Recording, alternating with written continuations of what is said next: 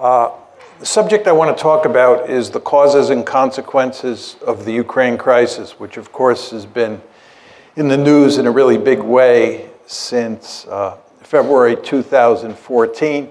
And indeed, there was a big story on the civil war in eastern Ukraine in the newspapers this morning. The outline I'd like to follow is I'd just like to make a number of preliminary comments to give you some background on this crisis. Then I'd like to give you my thinking on what caused the crisis. Then tell you why I think the conventional wisdom is wrong. Talk a little bit about the West's response so far to the crisis, which is just, in my opinion, making a bad situation worse. And tell you what I think should be done. And then finally wrap up with some discussion of the consequences. So let me start with some preliminary comments. First, with regard to America's core strategic interests. For me, core strategic interests are areas of the world where you're willing to fight and die.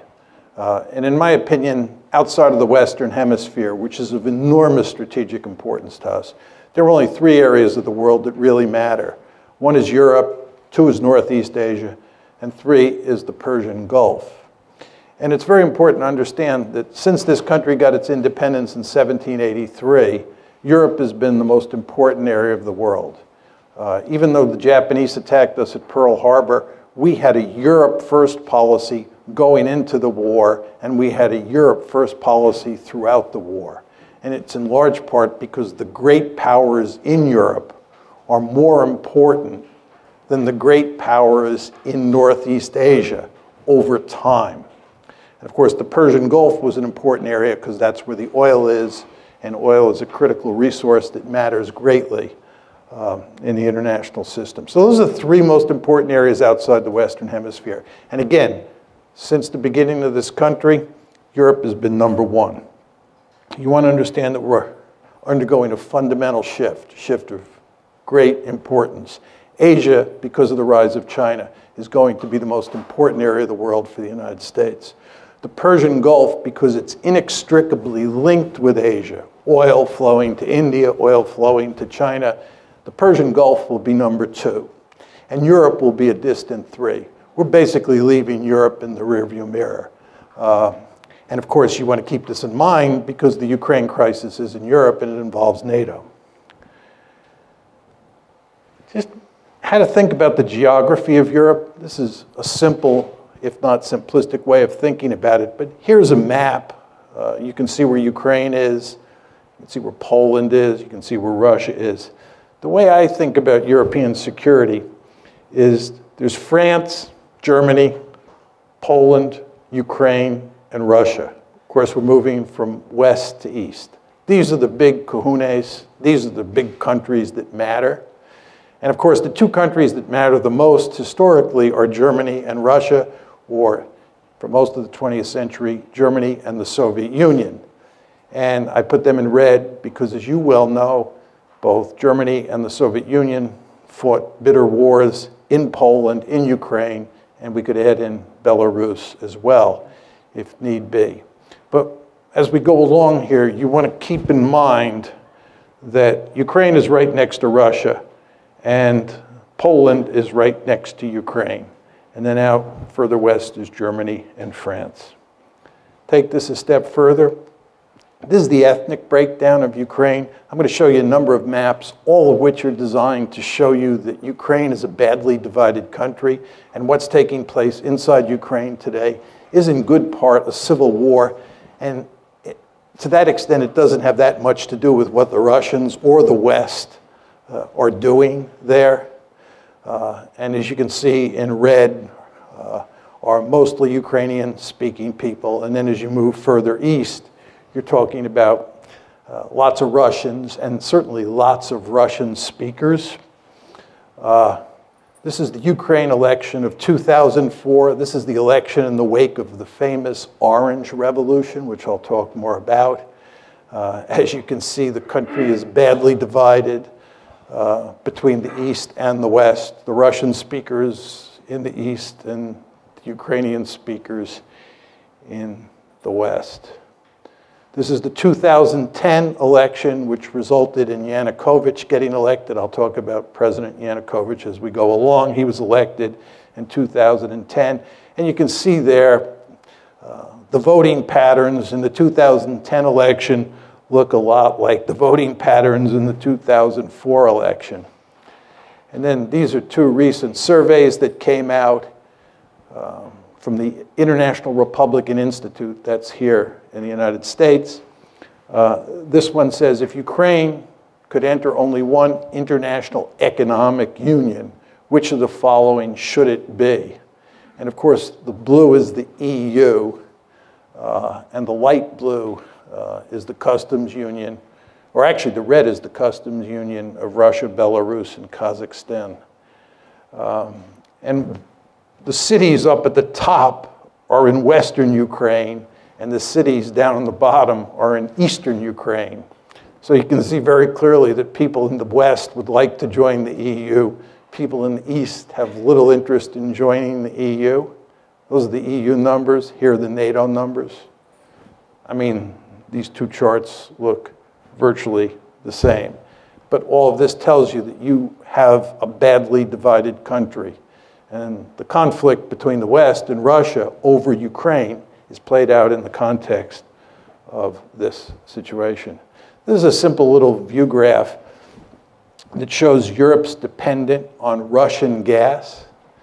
It's quite clear from that view graph that many of the countries in Eastern Europe and even countries like Germany are heavily dependent on Russian natural gas. And of course, that gives the Russians lots of political leverage in this crisis, and it makes it very difficult for us to put pressure on the Russians. Okay, those are just a number of preliminary comments I wanted to throw out just to set this up. Let's talk about the causes of the conflict. I think if you're going to talk about the causes of the conflict, you have to come at it from three different perspectives. First of all, you have to ask, what are the deep causes of the crisis? What are the structural factors that underpin this conflict? Then you have to talk about the precipitating causes, because the crisis broke out on February 22nd, 2014. Things were not terrible until February 22nd, 2014. And that's when everything went to hell in a handbasket. And the question is, what caused it then? If you focus on deep causes, it can't tell you why something happened in February 2014, but the precipitating causes are designed to get at that. And then what we want to talk about is the Russian reaction. Why the Russians did what they did with regard to Crimea, with regard to Eastern Ukraine. We want to talk about exactly what they did and then why they did it. So let's start with the deep causes. My argument is that the West is principally responsible for this mess, not the Russians.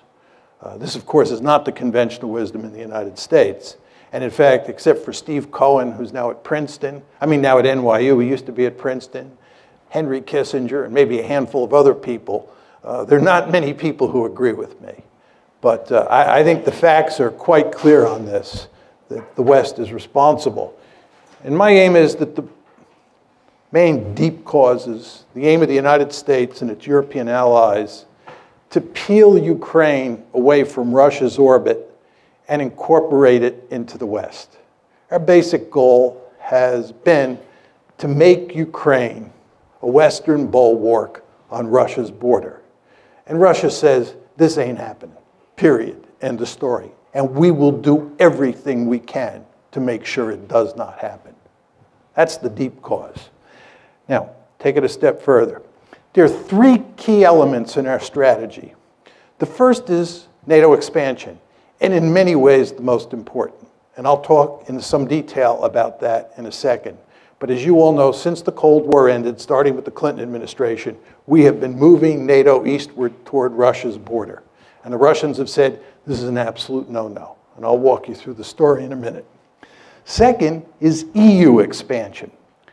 EU expansion is all about integrating Ukraine economically into the West, the way we are in the process of integrating Poland, the Czech Republic, Slovakia, the Baltic states into the West. And of course, we're doing that with NATO as well. These are two sets of institutions: NATO, military institution; the EU, an economic institution. And the idea, again, is to take Ukraine, peel it away from Russia, and make it part of the West. The third part of the story is fostering an orange revolution. This is all about promoting democracy in Ukraine and in other places. As you all know, the United States runs around the world trying to topple regimes and put in their place democratically elected regimes. And for almost all of you, me included, it's hard to be against promoting democracy. We all love democracy. But if you're Vladimir Putin, or if you're part of the leadership in Beijing, when the United States talks about democracy promotion, that means toppling your regime. And you won't be surprised to hear this. They don't like that in Beijing, and they don't like that in Moscow. Right? They do not like that. Right? The Chinese believe that we're behind the protests in Hong Kong. You go to Beijing and you talk to Chinese elites, the idea that we're promoting democracy around the world, and especially in East Asia, just drives them crazy, because they think they're in the crosshairs. And you know what? They are in the crosshairs. Because our basic strategy is to topple regimes all over the world, not simply because we like democracy, but because we believe that whoever gets elected will be pro-Western. So we're killing two birds with one stone. We're promoting democracy and getting leaders who are pro-American. But again, you can see the strategy here: NATO expansion, EU expansion, and promoting democracy. Say a bit more about NATO expansion because it's so important. NATO expansion took place in two tranches. The first one was in 1999. That's when you get Poland, the Czech Republic, and Hungary incorporated into NATO. The second big tranche was in 2004. And that's when the Baltic states, you can see Estonia, Latvia, and Lithuania up top, Romania, Bulgaria, these are the light brown countries. That's the second tranche of NATO expansion. Now, the Soviets made it clear from the mid-1990s they were adamantly opposed to NATO expansion. But number one, they were too weak to do anything about it. And two, it didn't involve the states that were right on their border.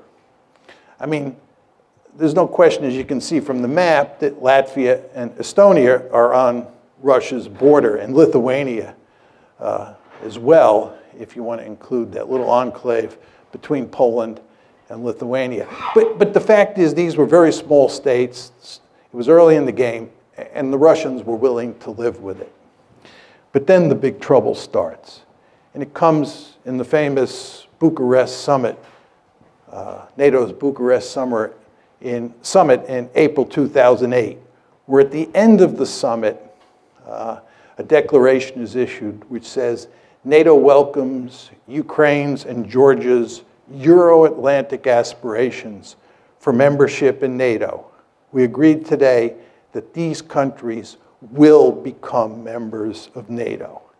The Russians made this perfectly clear. This was unacceptable. Russia's deputy foreign minister said, Georgia's and Ukraine's membership in the alliance is a huge strategic mistake which will have most serious consequences for pan-European security. Putin himself said, Georgia and Ukraine becoming part of NATO is a direct threat to Russia. You all remember that there was a war between Russia and Georgia in August 2008. That war was a consequence of this, because the Georgians thought we were sending them a signal that they could get uppity with the Russians and we would back them because they were going to become part of NATO. That's not what happened. And you know what happened.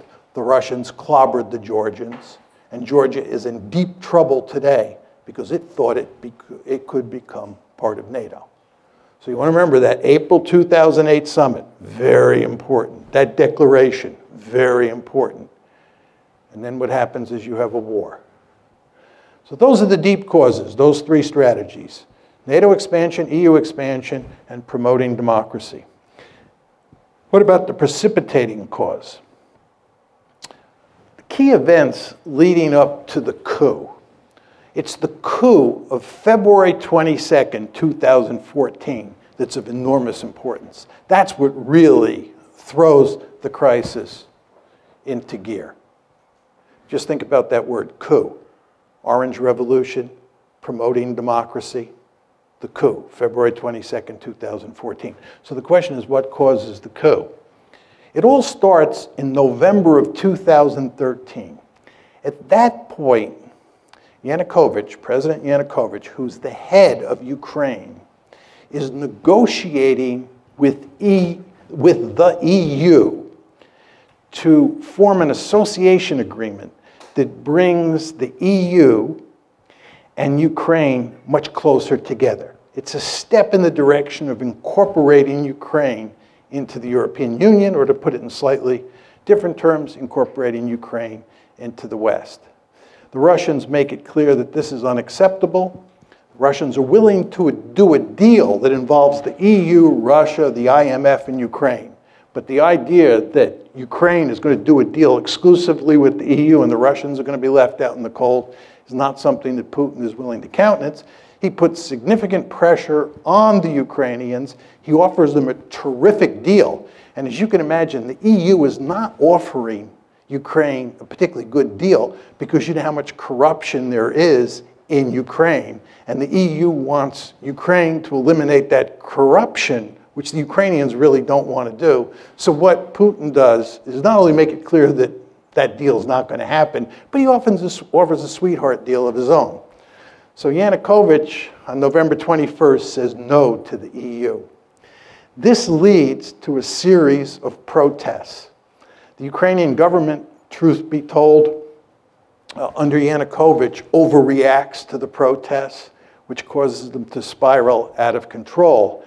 And in January of 2014, you can see there, January 22nd, 2014, you have your first 2 deaths in the protests. These are the Maidan protests. And then in the February 18th through February 20th time period, lots of people die. It's really messy. And what happens is that a number of European foreign ministers, the German foreign minister, French foreign minister, they fly to Kiev, and a deal is worked out to have elections that will, in effect, remove Yanukovych from power.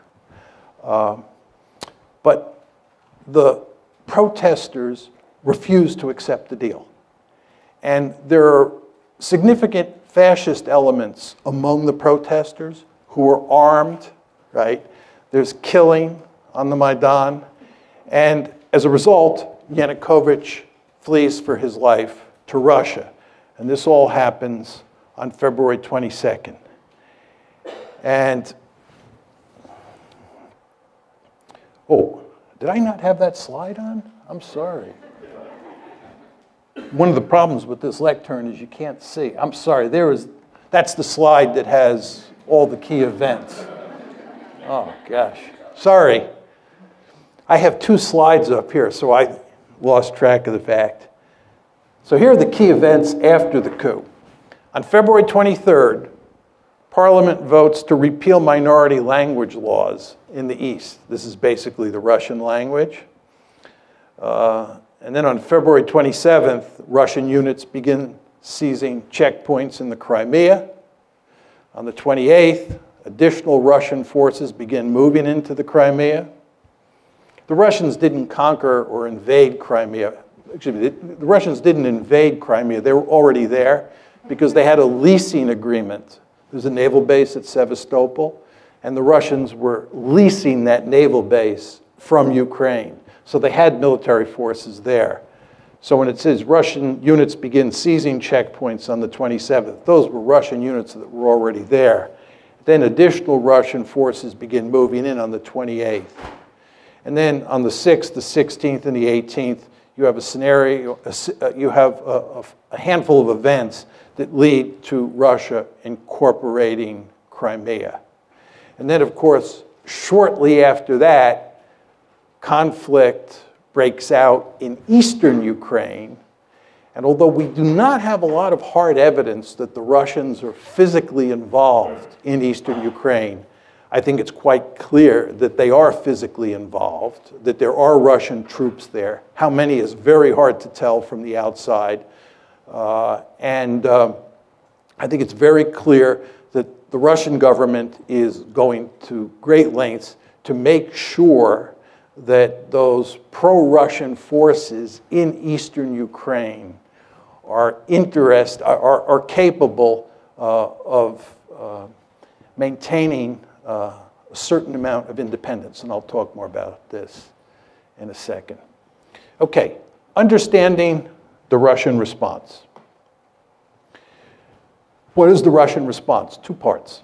First is they took Crimea and they're not giving it back. Crimea is gone.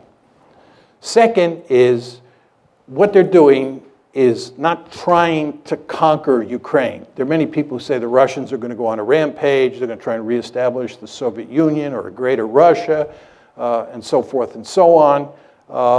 That's not going to happen. Putin is much too smart for that. You remember what happened when the Russians invaded Afghanistan? You remember what happened when we invaded Afghanistan? You remember what happened when we invaded Iraq? You remember what happened when the Israelis invaded southern Lebanon? You want to stay out of these places. In fact, if you really want to wreck Russia, what you should do is encourage it to try and conquer Ukraine.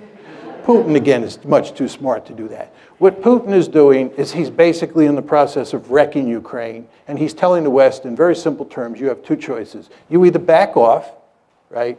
And we go back to the status quo ante before February 22nd, 2014, where Ukraine is a buffer state, or you continue to play these games where you try and take Ukraine and make it a Western bastion on our doorstep, in which case we'll wreck the country. And they are, of course, now in the process of wrecking it, right? And they're going to keep this conflict going for as long as they have to. That's the basic game here. Again, two steps. One, took Crimea. No way they're going to ever let Crimea become a NATO base. And remember, the name of the game here is to make Ukraine part of NATO. Not happening. And they're not getting Crimea. We've taken Crimea, we're keeping it. Number one.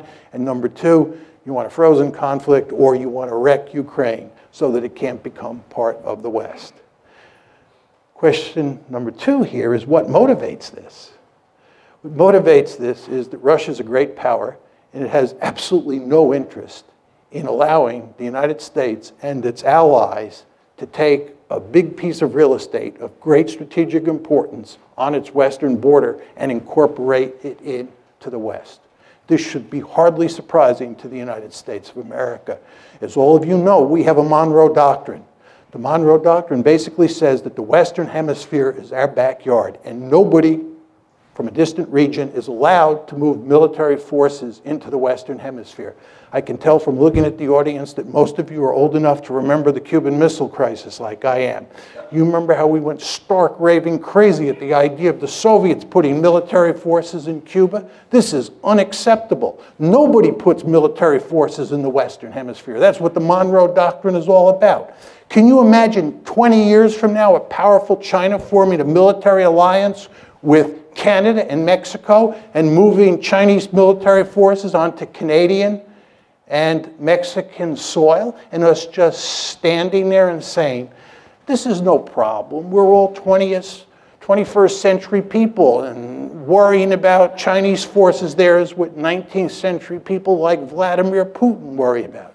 Of course that's not going to happen. We're going to maintain the Monroe Doctrine with regard to China just as we did with the Soviet Union during the Cold War. So nobody should be surprised that the Russians were apoplectic about the idea of us putting Ukraine on the western side of the ledger. And by the way, they told us, I gave you the quotes, in the wake of the Bucharest summit. I told you what happened in August 2008 with the Georgia War. The precedents were there. The rhetoric was there. They told us. But we did not stop our efforts to make Ukraine part of the West. And the Russians responded. Was it surprising? For some reason, President Obama and virtually all of the elites in the West were surprised. I guess this is because they're 21st century people, right? And they think that balance of power politics doesn't matter anymore. If you think these people in Washington and most Americans are having trouble dealing with the Russians, you can't believe how much trouble we're going to have with the Chinese. I'm very popular in China. I go to China quite often. And I usually start my talks by saying, it's good to be back among my people. Because when I'm in China, I'm intellectually much more at home there than I am in Washington. Because in Beijing, much like in Moscow, you're dealing with 19th century people like me. Whereas in Washington, you're dealing with 21st century people. I think the Chinese are going to eat our lunch, right? Talk a bit about the conventional wisdom. Conventional wisdom is that Putin is the main cause of the crisis. Some say he's either crazy or irrational. Angela Merkel was making this argument for a while. He's bent on creating a greater Russia, and he bears marked resemblance to Adolf Hitler. Say a few words about each of these. I know a great deal about Adolf Hitler. I've written and I teach extensively on Nazi Germany's behavior in the 30s and during World War II. The idea that he bears any resemblance to Adolf Hitler is laughable in the extreme. It's hard to believe that serious people make that argument. The idea that he's bent on creating a greater Russia, I think if he could do it, he'd do it. He can't do it. Russia's a declining great power. And as I said to you before, if they were to try and create a greater Russia by invading Ukraine and by invading the Baltic states, they'd be jumping into the briar patch. In fact, again, if you want to wreck Russia, what you should do is tell them to try and create a greater Russia. It will lead to no end of trouble. I think Putin is much too smart for that, and he is in the process of wrecking Ukraine. I want to make that clear. And he's wrecking Ukraine because he's basically saying to the West, you can't have it, and I'll wreck it before you take it. Is he crazy or irrational? I don't think so. I think he's very strategic. And I don't think he's the main cause of the crisis, as I said to you. Another set of arguments associated with the conventional wisdom. This is that the United States is a benign hegemon seeking to promote European stability, seeking to promote stability in Asia, all over the globe, and so forth and so on. There are some countries like Japan and Germany, for sure, Poland, who view the United States as a benign hegemon. There are many countries out there who do not. Iran is one, China's another, and Russia's a third. They just don't see it that way.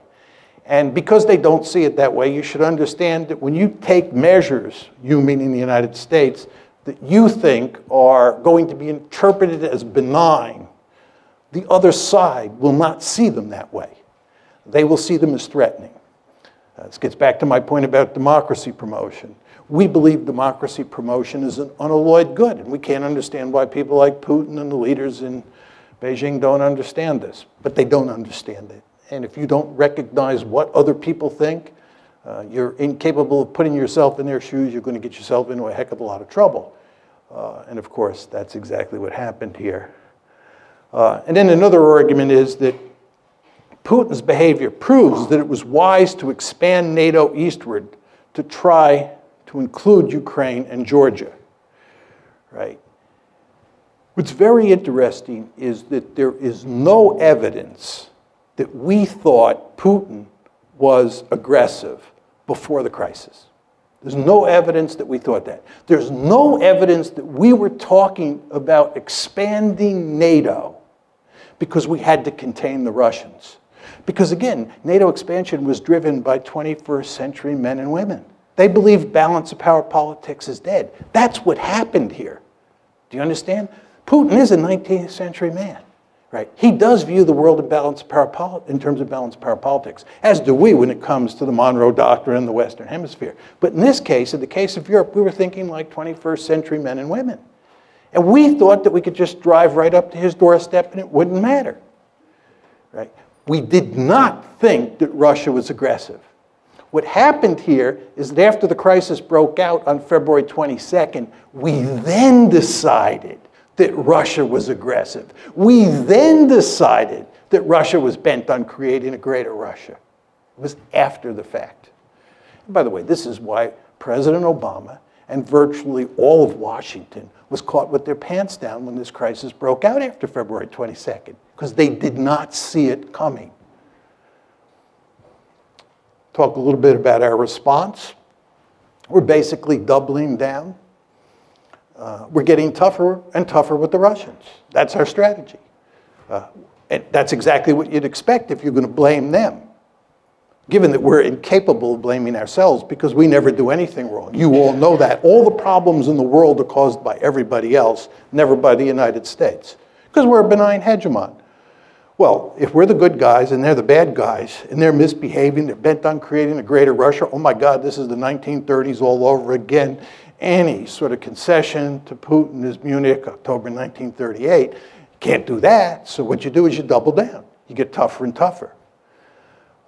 Then this brings us to the question of whether we can succeed or not. My argument is you're playing a losing hand, right? And the reason you're playing a losing hand is because this is a competition between economic considerations and security considerations. The basic mindset of people in the West is that you can punish the Russians economically and they'll throw their hands up. My argument is when security considerations are at stake, when core strategic interests are at stake, and there's no question, ladies and gentlemen, in Russia's case, this is a core strategic interest, countries will suffer enormously before they throw their hands up. Right? So you can inflict a lot of pain on the Russians, and they're not going to quit. And they're not going to quit because Ukraine matters to them. And by the way, Ukraine doesn't matter to us. You understand there's nobody calling for us to fight in Ukraine. Even John McCain, who up until recently has never seen a war he didn't want to fight, right, is not calling for using military force in Ukraine. What John McCain is saying is that Ukraine is not a vital strategic interest for the West. That's what he's saying.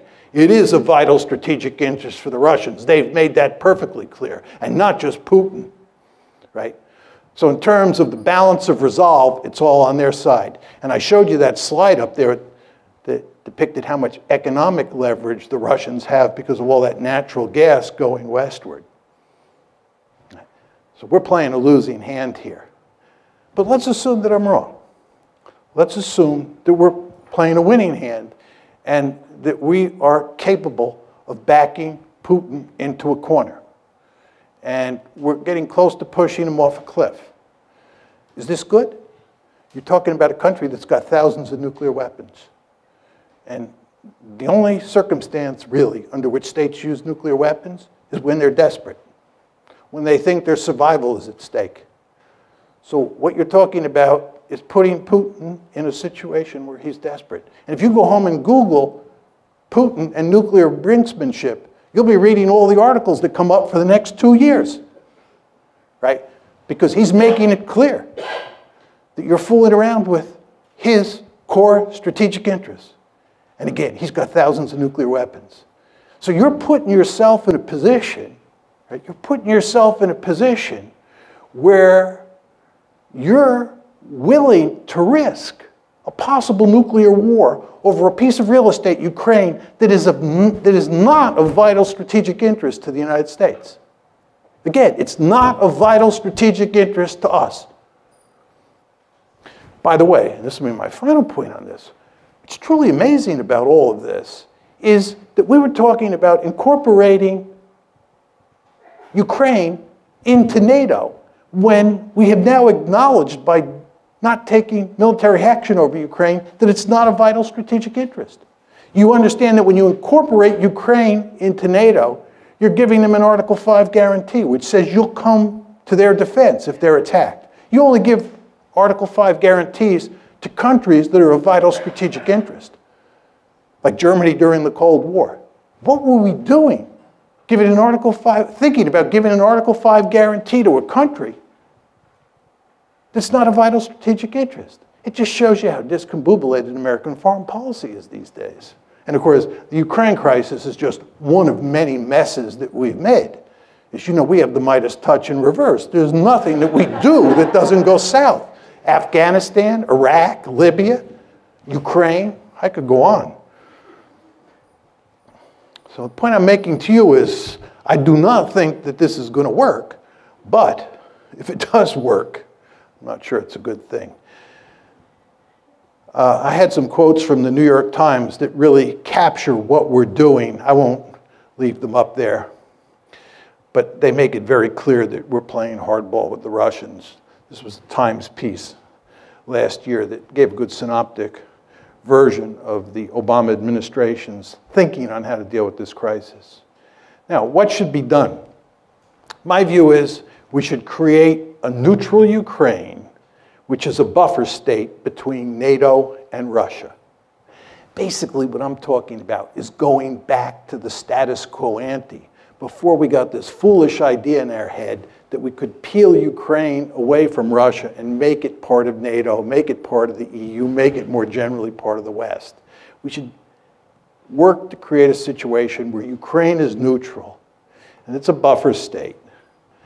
Just to go back to my simple or simplistic graphic, depending on your views, right? This is how I think about European security. This is what you want. You want NATO to include France, Germany, and Poland. You want Ukraine as a buffer state, and then you want Russia on the eastern flank of that border state.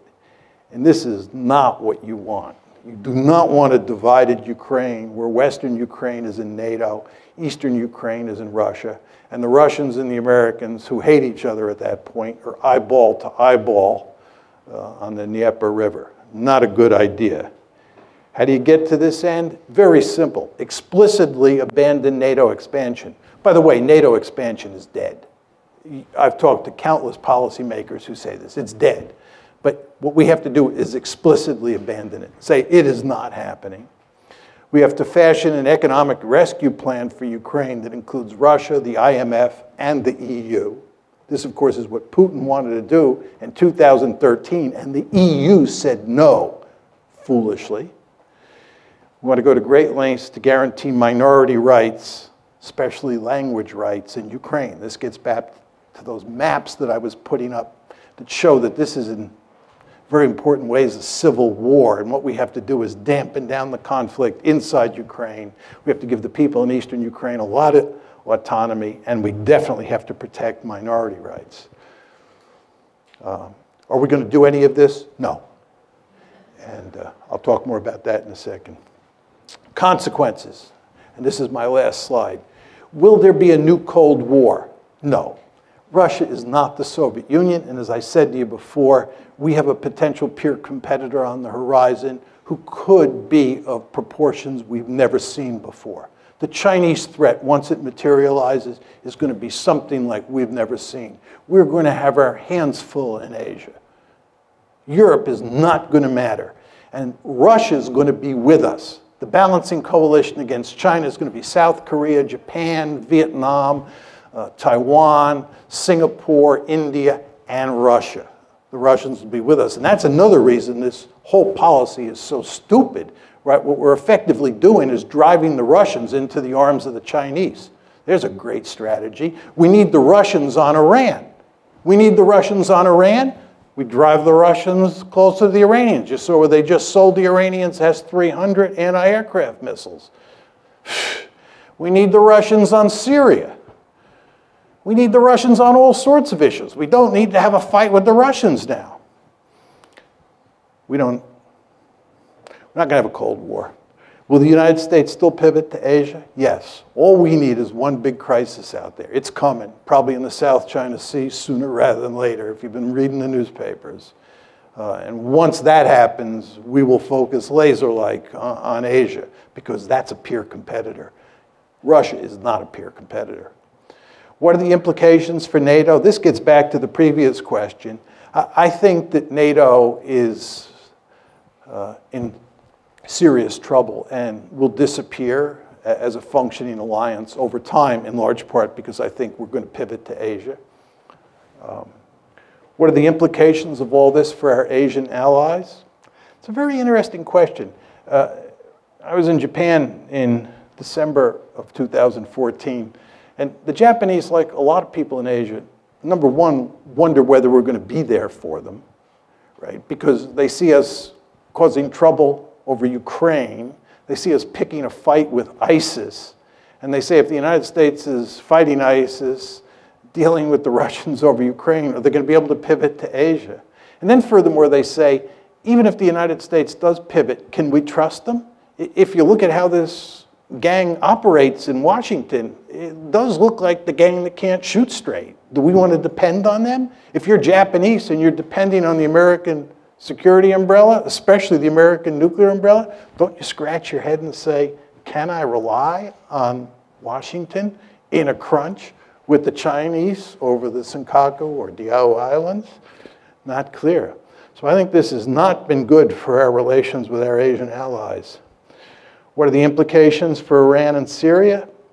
As I said before, remains to be seen. We need the Russians on Iran. We need the Russians on Syria. And you take a stick and you poke the Russians in the eye, and you continue to poke them in the eye, they're going to look for ways to retaliate. And I wouldn't be surprised if somewhere down the road they don't play ball with us on Iran. We don't get a deal with the Iranians. Be interesting to see what the Russians then do. See if they're interested in maintaining a sanctions regime. And Syria is a total mess, as you know, and if there's any hope of resolving that, the Russians are going to have to be involved. And again, it's going to be hard to get a lot of cooperation, given what's going on over Ukraine. Is Crimea lost to Russia for good? Yep, it's gone, gone. What are the implications for Ukraine? And this is in many ways the most important part of my talk, and I'll just take 2 or 3 minutes, then we can go to Q&A. When I give this talk, many people in the West think that there's sort of a deep-seated immoral dimension to my position because I'm blaming the West and not Putin, who certainly has authoritarian or thuggish tendencies. There's no question about that. But I actually think that what's going on here is that the West is leading Ukraine down the primrose path. And the end result is that Ukraine is going to get wrecked. And I believe that the policy that I'm advocating, which is neutralizing Ukraine and then building it up economically and getting it out of the competition between Russia on one side and NATO on the other side, is the best thing that could happen to the Ukrainians. What we're doing is encouraging the Ukrainians to play tough with the Russians. We're encouraging the Ukrainians to think that they will ultimately become part of the West because we will ultimately defeat Putin and we will ultimately get our way. Time is on our side. And of course, the Ukrainians are playing along with this. And the Ukrainians are almost completely unwilling to compromise with the Russians and instead want to pursue a hardline policy. Well, as I said to you before, if they do that, the end result is that their country is going to be wrecked. And what we're doing is, in effect, encouraging that outcome.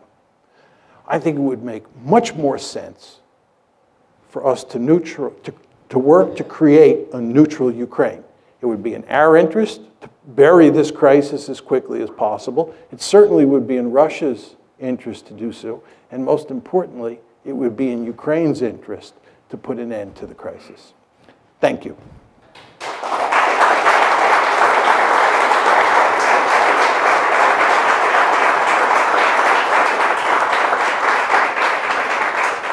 I'd be happy to take questions. I would just ask people if you would stand up and just identify yourself quickly. Ma'am? Oh, you have it. Why don't we get this woman right here with the peach-colored coat on? They have a microphone? They have a microphone for you. And there stood Hans Morgenthau right before you, for those of us who knew. Okay, so many questions and points. First, point of information. When you talk about the gang in Washington, you need to make it clear, hopefully, that you don't mean only the present gang. You mean from at least 2008 forward, right? Yeah, I mean the whole Washington foreign policy establishment. Right. Republicans, Democrats. As far as I'm concerned, the Republicans and the Democrats on foreign policy are like Tweedledee and Tweedledum. right. I mean, for anybody who thinks it matters whether you get Hillary Clinton or some Republican, you're living in a dream world. There's just no meaningful difference between them. They both have the Midas touch in reverse. That leads to my second question. Is anybody listening to you and Stephen Cohen and partial, what's the one I want? The Kissinger, partial Kissinger, Stephen Cohen, and you. Is anybody listening that we could hope to vote for or support? No. I don't know. No one. So, and no. I'm gonna give this up in a moment. No. But so there's no one. So we're really doomed. That's it, right? Okay. I mean, there's no enlightenment in store. We can't even look toward Can I just say something, just in response to your question? I believe that since 1989, the United States has been by far the most powerful state on the planet. And for those of you who believe we live in a unipolar world, you're effectively saying that we are the only great power in the system. And given that tremendous amount of power that we have, we're really free to go out and do all sorts of foolish things because it doesn't blow back on us in any meaningful way. The United States is a remarkably secure great power. So we're allowed to pursue these foolish policies. And in that context, it's very hard to make arguments against the establishment that carry the day. I think what will happen if China continues to rise is that it will force the United States to think more strategically. Because when you live in a serious threat environment, the point I'm making to you is that the United States does not live in a serious threat environment. We're an incredibly secure country. We're the most secure country, most secure great power in the history of the world, and we're more secure today than we have ever been in our entire history, despite all the rhetoric that you hear from Washington and in the media about how dangerous the world is. This is just not a serious argument. It's not a dangerous world, right? We are incredibly secure. We have a peer competitor. It'll force us to focus the mind, much the way happened when the Soviet Union was there, Nazi Germany was there, Imperial Japan, Imperial Germany. Really enjoyed your lecture. I have two questions briefly. It's hard to take issue with the goal of a neutral Ukraine, but some years before the crisis broke out, I used to listen to RUI, which was Radio Ukraine International on shortwave, and they were fairly open about the cultural crisis within the country leading back a few years before this. As I look at, say, the former Czechoslovakia, do you see a possibility of two neutral states formerly known as Ukraine as non-viable, and if so, why? Yeah, if you look at what happened in Europe after World War II, Yugoslavia broke up into a series of remnant states. Czechoslovakia, as you pointed out, broke up into a series of remnant states. And the Soviet Union itself broke up into a series of remnant states. And that's because inside of those territorial boundaries, you had different nations that wanted their own states. Serbs, Croats in the case of Yugoslavia, Czechs, Slovaks in the case of Czechoslovakia. And we know that there were probably 15 or 16 different groups inside of the former Soviet Union. So the question is, inside Ukraine, do you have a similar situation between the people in the East and the people in the West? I think if you look at the survey data, it still shows that the clear majority of Ukrainians in both the West and the East want to maintain the integrity of Ukraine. They don't want to split Ukraine in half. I think we should do everything we can to maintain that attitude among the Ukrainian people. My great fear is that as time goes by and the animosity continues to grow, that you may reach a point where there is a lot of sentiment to just break Eastern Ukraine and Western Ukraine off from each other and end up with two Ukraines. But I don't see that happening now. Second and final question. As we look at parts of our recent additions to NATO, Hungary, Romania, Bulgaria, and look at where their political systems are careening, has NATO lost the moral imperative for its reason to being? Well, I mean, what we tried to do with NATO expansion and with EU expansion and with democracy promotion was to turn all of Europe into one giant security community in which all of the member states were liberal democracies that were hooked on capitalism and deeply embedded in these institutions and would therefore obey the rules that define the institution, and we would all live happily ever after. That was the goal. And I think everybody understood that Western Europe looked terrific on all of those dimensions. And what we were going to try and do is extend these institutions eastward and consolidate democracy in countries like Hungary and Poland, and we were going to make them look more like Western Europe over time. We had some success, and there's some failures. And if you talk to most people who study Europe today and spend lots of time over there, they're quite pessimistic about where Europe is headed, not only regarding Eastern Europe, but also with regard to Western Europe. And I'm not sure in 25 years what it'll all look like. I mean, in my opinion, the biggest issue is demographic, and that is that Europeans have not been making lots of babies for a long time, and as a result, they're going to have to import lots of people. And these are countries that do not have a rich history of integrating people in a smooth way, much the way the United States does. And it's no accident, I think, that you're now beginning to see the rise of far-right parties all across Europe because of all of the immigration. So one could paint a pretty bleak picture about Europe's future. But the counter to that would be, we've now got all those countries, like Romania, right, like the Czech Republic, like Slovakia, embedded in these institutions. And these institutions will go to great lengths to combat those tendencies and in maybe a more incremental way, facilitate the spread of liberal democracy and capitalism. We'll see whether that happens or not. But people today are nowhere near as optimistic as they were in the early 1990s, when it looked like we had the wind at our back and everything was going to play out over time in favor of the West, and especially in favor of the United States. You all remember Frank Fukuyama's very famous piece, The End of History, right, which I think reflected that optimism when the Soviet Union was losing the Cold War and about to collapse. But times have changed.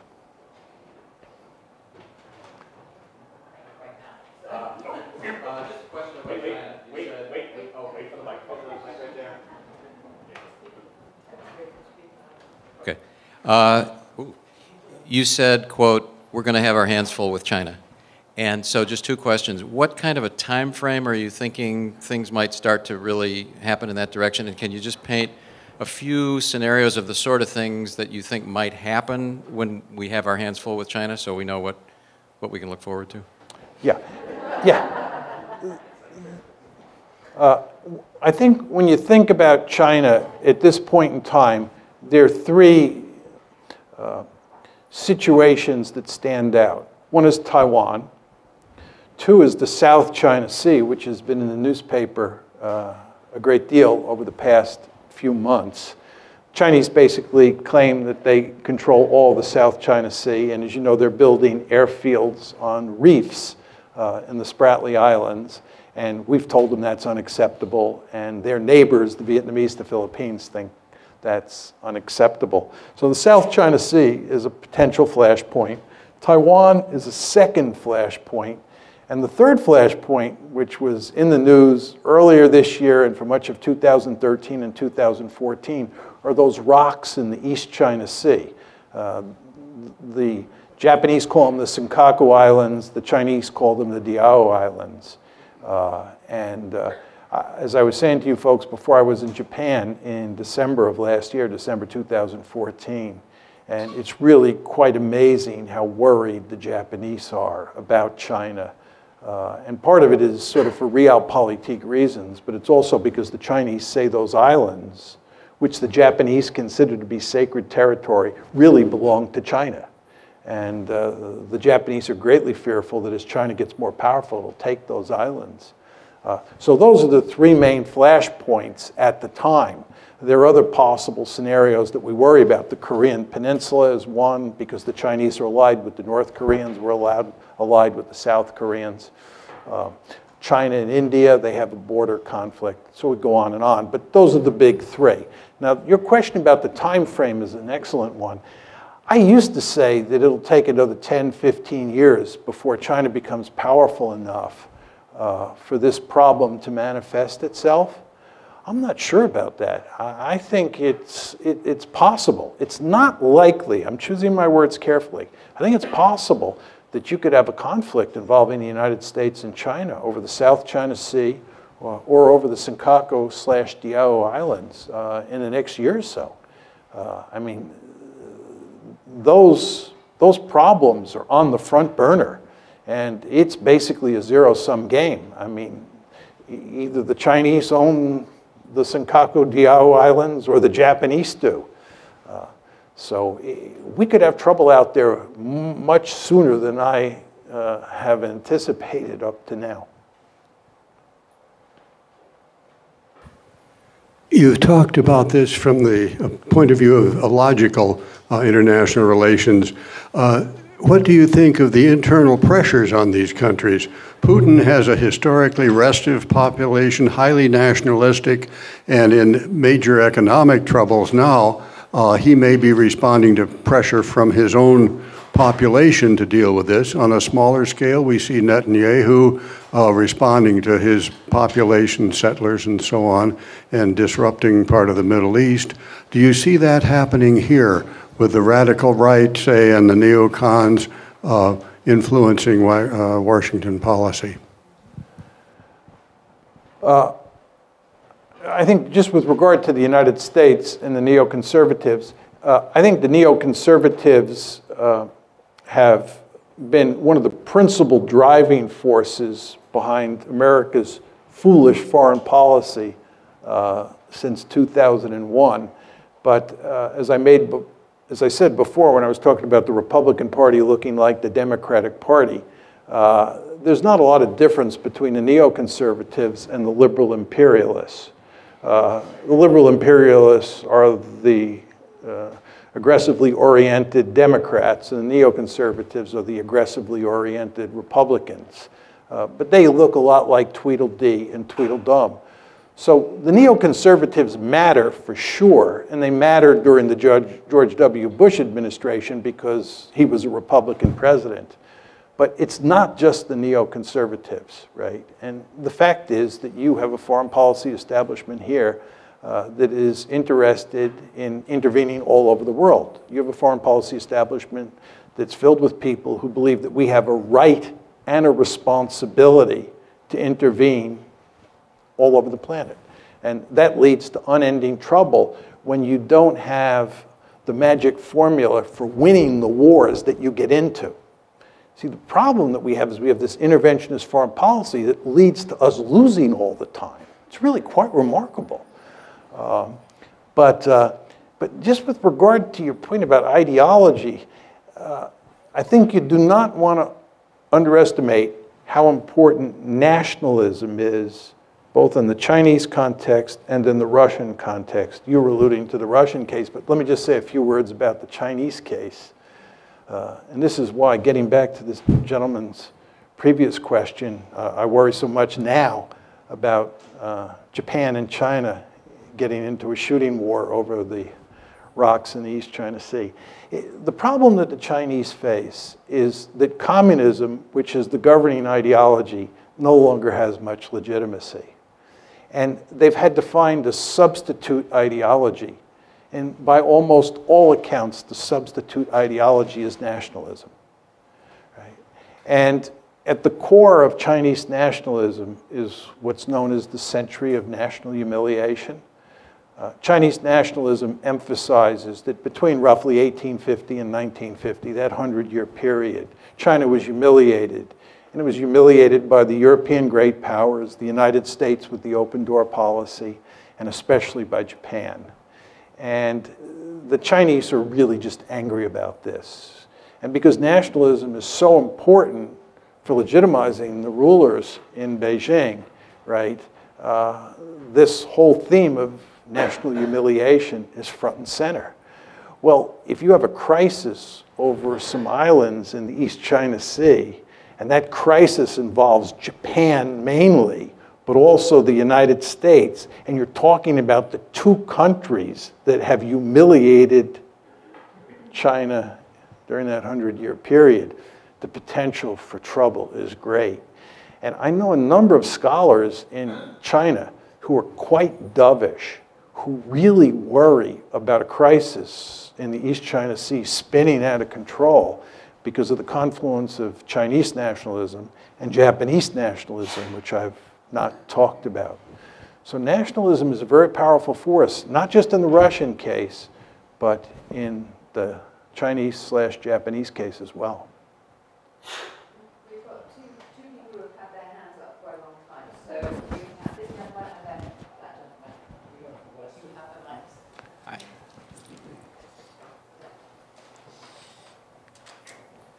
Hi, I'm Adam Chekhov. Actually, I just graduated last year, and Could you talk a little louder? sorry.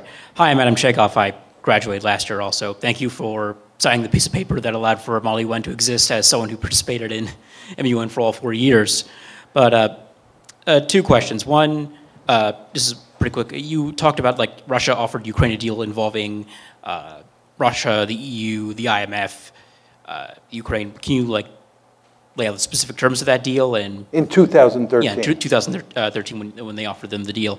And two, this is a little more in depth. What's the first question, though? What were the terms of the deal exactly? I'm not The terms of the deal Russia You want me offered to outline Ukraine. the terms of the deal? Yes, if I don't know, I honestly don't know what the terms of the deal were. okay, well then we'll just skip that one.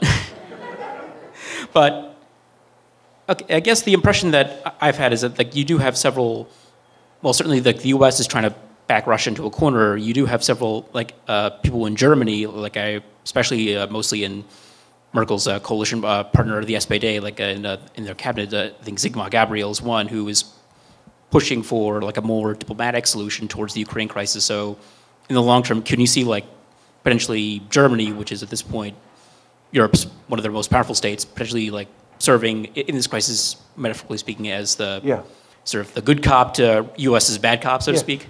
Yeah, this is a great question. As you all know, Germany is the most powerful country in Europe.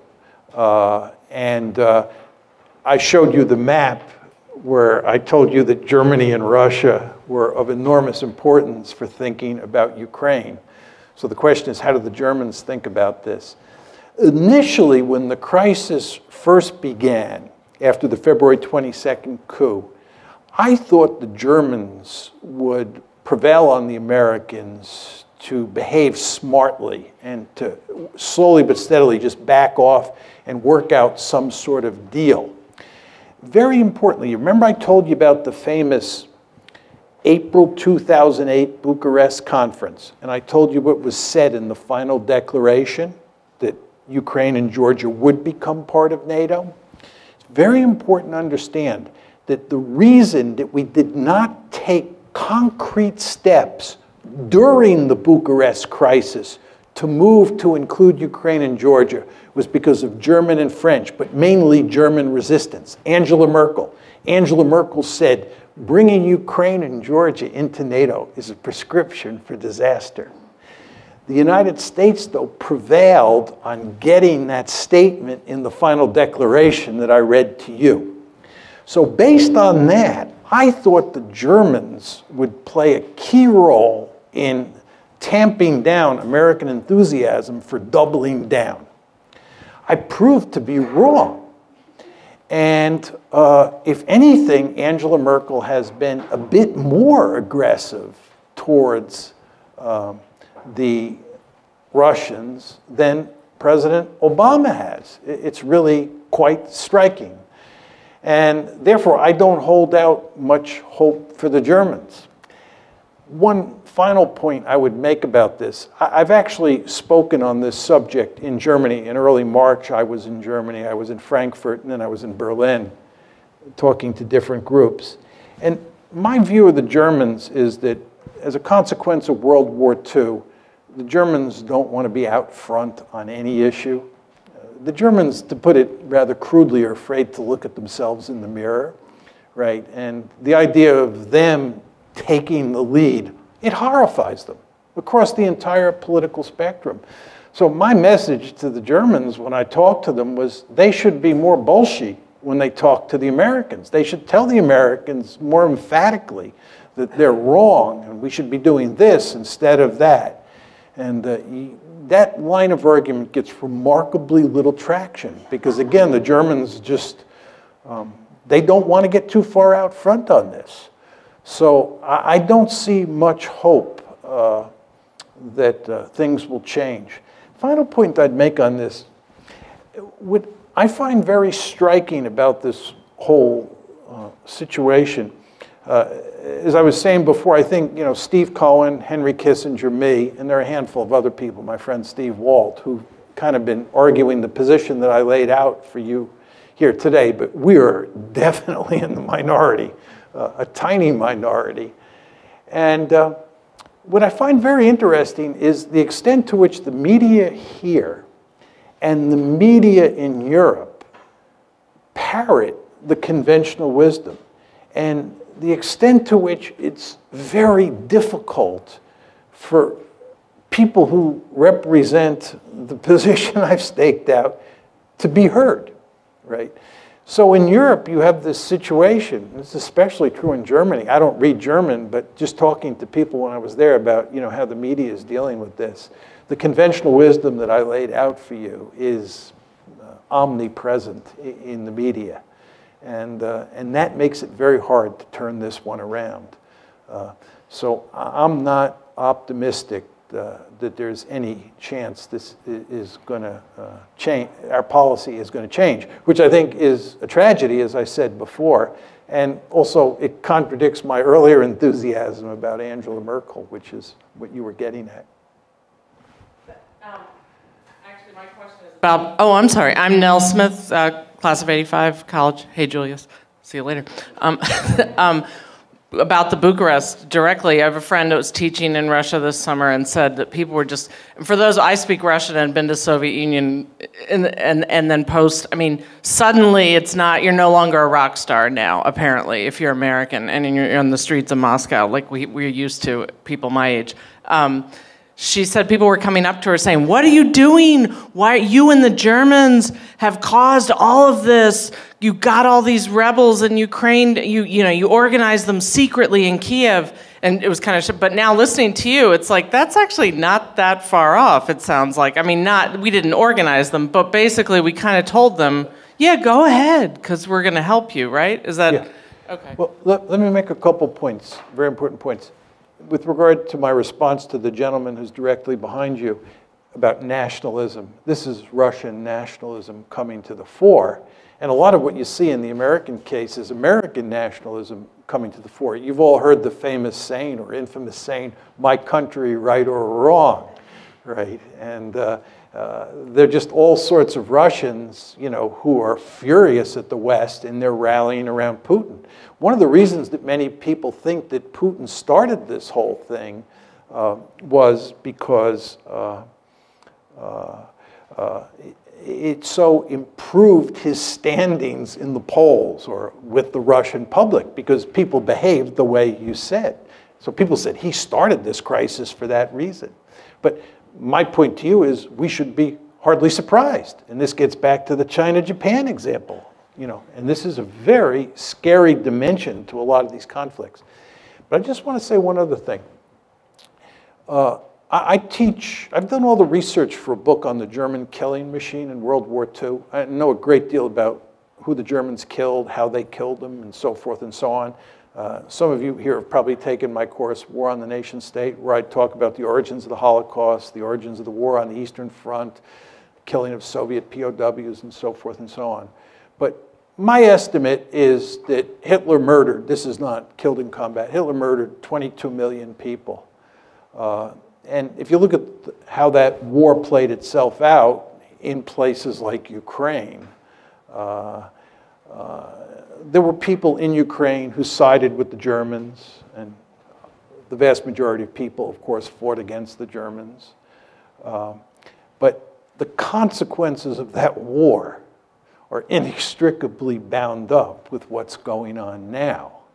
And the mere fact that there are, some reasonably small number, but nevertheless some fascists, real fascists, involved in Kiev, just spooks the Russians like you would not believe, right? And a lot of those fascists and people on the far right hate the Soviet Union for all the obvious reasons, see the Soviet Union / Russia as largely responsible for all the killings that took place in Ukraine on the part of the Soviet Union, not the Germans, right? War history coming in. So what's going on inside Ukraine is inextricably bound up with World War II. And then the point that I tried to make to you, although I didn't develop it at length, is that NATO, which is a Cold War institution, right, is inextricably bound up with the Cold War. And from a Russian point of view, this military alliance moving up to its doorstep, which was a mortal foe for 45 years, is going to spook you. And if you have a coup in Kiev and some of the people who come to power have fascist tendencies or are fascists, however you want to define that term, it's going to have really huge consequences, right? So this is an incredibly messy situation. And in the context of all this, what we've done is doubled down. And we do not pay much attention to history because it was not a history that concerned us in any meaningful way, because it was on the eastern half of the European continent. But the potential for trouble here is just very, very great. One more? No more. I can't take any more questions, so you'll have to ask me afterwards. I'll answer your question afterwards. Mike told me that.